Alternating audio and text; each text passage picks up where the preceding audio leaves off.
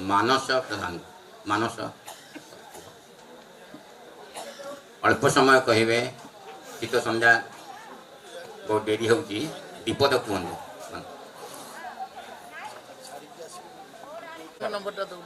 स्वर्गत दिलीप कुमार महांती दिलू भाई को एकादश आयोजित श्रद्धांजलि व स्मृति सभा सभापतित्व करथिबा बड़ भाईना प्रसन्न भाईना एवं सम्मुख रे समस्त मान्यगण्य व्यक्ति विशेषकर देव भाईना पंचायत समितिर अध्यक्ष शंकर भाई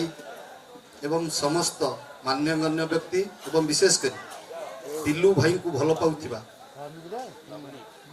समस्त भाई मान बंधु मान मु तो विलंब पहुंचली प्राय समस्ते आज स्मृति सभा वक्तव्य रखिंट मु खाली एति कहबी मु जेतेबेले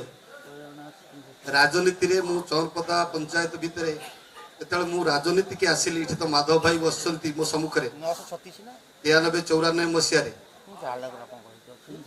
परवर्ती अवस्था 97 मसीहा पंचायत निर्वाचन रु जेतेबेले मु सक्रिय भूमिका राजनीति रे चौरपदा पंचायत रे दायित्व तुलौथली सेतेबेले दिलू भाई कम्युनिस्ट पार्टी रे किंतु दिलू भाई एमिति जड़े मनीष जहाँ एवं आमर 19 नंबर जिला परिषद बड़ भाई भाई कहते कहला बेले जे दिलू भाई को घर को जिते बड़े जी आसो जहाँ संगे संपर्क से क्या खाली हाथ जमी घरे जदि से थे क्या पानी टिके हो चा टिके अंत जाके ना छाड़े मैंने तुम्हें नाई मोर जिते कम अच्छी कहले भी दिलू भाई छाड़े से जड़े मनीष मत व्यक्तिगत भाव दिलू भाई बहुत भल पाती एवं ताको पाखरु जहाँ देव भाईना कहला बेले कहते जो लड़ुआ गुण तांको पाखरे जो कर्तव्य परायण जो गुण विशेषकर मत एक कथा प्रभावित करे तेणु हठात जिते बड़े दिलू भाई जो दिन देहांत है वियोग है हठात संध्यारे खबर पाइली मत से दिलू बारिक जे भाटबंधर फोन कला दिलीप महांती मुता पूर्व 15 दिन पूर्व से मेडिकल रे एडमिशन होते हार्ट प्रोब्लेम थिला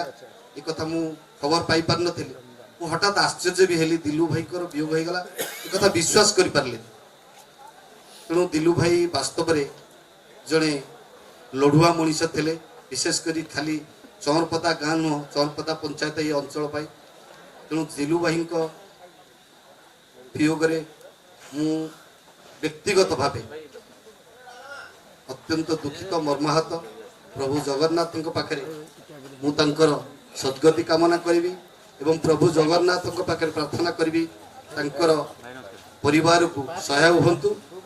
विशेषकर जहाँ मुझे शुणिला बेले प्रसन्न भाईना दुईटा कथा गोटे कथा हूँ कहार असुविधा समय केवे दूरेबुनु ठकिबुनु।